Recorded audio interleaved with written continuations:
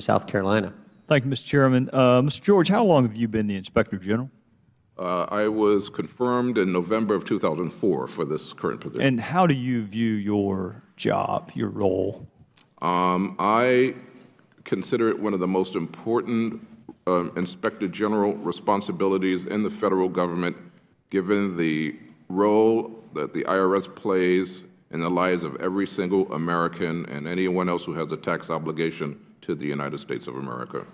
Well, I've always thought of Inspector Generals as really having no friends to reward and no foes to punish. They just go where the facts take them.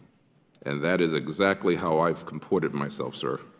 You know, Mr. George, when I see quotes like this one from one of our colleagues on the other side of the aisle, or rather than discuss the facts of your investigation or your background or your reputation for integrity, they just want to say this. This is a Republican-appointed Inspector General. This is someone who has donated and worked for prominent Republicans, or we as Democrats and the public to believe he is objective and simply follow the truth where it leads.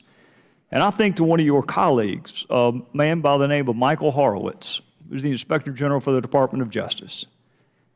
And you know, he had a connection to Lanny Brewer, and he was appointed by this administration. But I decided to do something novel, and I would encourage my colleagues on the other side of the aisle to do it too. Allow the person to do their job before you judge them based on connections. So I let Mr. Horowitz do his job. And guess what? He was fantastic. Straight down the middle, calling balls and strikes. Couldn't tell he had any political connection. So what's your reaction when you have questions like the ones you just had from our colleague on the other side of the aisle, and when your integrity is attacked like it was by my colleague responsible from this quote? What's your reaction? You know, and I'm not being flip here, but they don't know that I was a page at the 1980 Democratic National Convention. They don't know that I was a founder of the Howard University College Democrats. Yes, you know, I saw the light and joined Bob Dole's staff during college, but I think anyone who's worked with me on either side of the political spectrum will agree that I call it as I see it. I have never allowed political, personal political views to affect decisions. We worked with Democrats, we worked with Republicans to get legislation passed, and I continue to do so. And so, I mean, again, sir, I've been in Washington now for, over 2 decades. I know how, sometimes politics is played and works.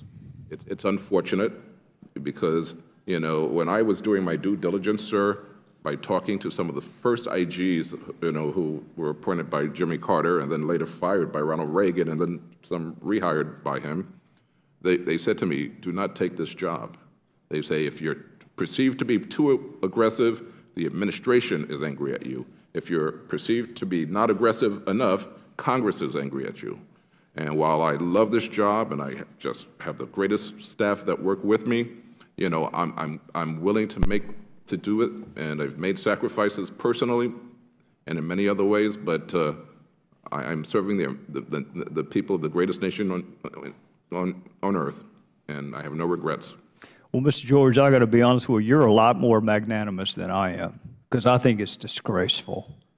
I think when you attack people just because you have a political opportunity and you go through their background and find some tangential connection to a Republican or a Democrat and then want to disparage their work because of that. If somebody has a problem with your audit, and I hasten to add, this was not an investigation, it was an audit, and your work is ongoing.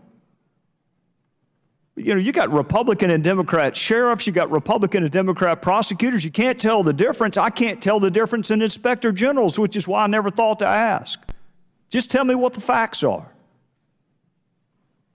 And you don't prosecute cases, do you? You don't convene a grand jury. That is correct. You refer them to the Department of Justice. That is correct, sir. And I'll remind my colleagues on the other side of the aisle, one of his referrals to the Department of Justice for the willful disclosure of confidential information was declined by the Department of Justice.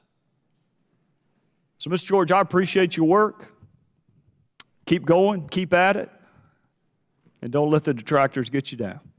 I yield back, Mr. Chairman. Thank you.